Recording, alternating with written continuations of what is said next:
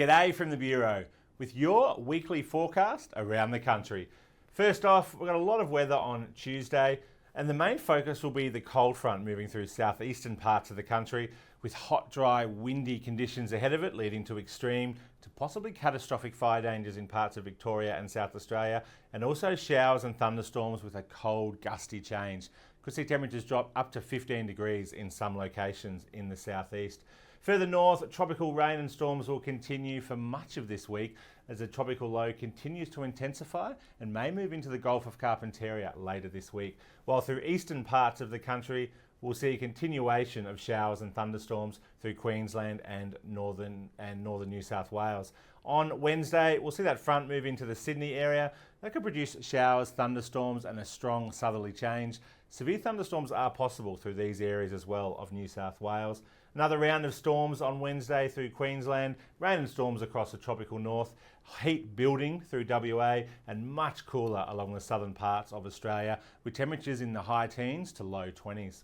Then as we move into Thursday, similar conditions around the country. We're going to see hot, dry conditions continuing through WA, mild and cool temperatures to the south and showers and thunderstorms continuing across eastern parts of the country on Thursday and Friday.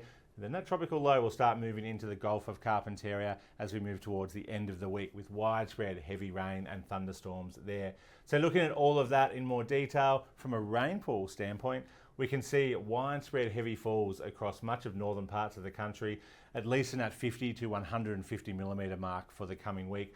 Notice these darker areas around Darwin and also around the Gulf Coast where we could see falls approaching 200 or 300 millimetres there. So depending on the exact track and intensity of this tropical low as it moves across the north. Also note, lesser rainfall, but still some isolated pockets. Could see 20 to 50 millimetres with those storms in the coming days. But note, very dry for much of western and central parts of the country and even southeastern parts of the country if they miss out on those showers and storms on Tuesday. The other story, we're still in summer heat. It's still a lot of heat around much of the country at the moment.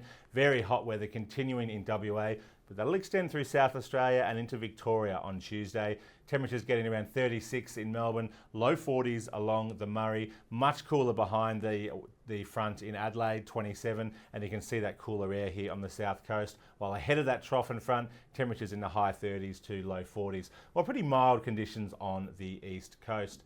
Now moving into Wednesday, notice the big drop in temperatures through southeastern parts of the country as that cold front sweeps through and that heat starts moving into central parts of the country while continuing through parts of WA.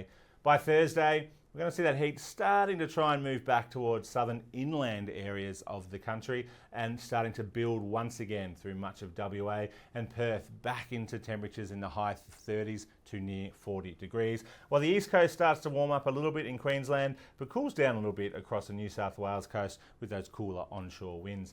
Then by Friday, we can see heat really starting to build through western, central and then eastern inland Australia on Friday, and that could continue into the weekend. So if you're out and about in this country over the coming days, remember to stay up to date with the latest forecasts and warnings by our website, app and social media, and we'll continue to keep you updated here at the Bureau.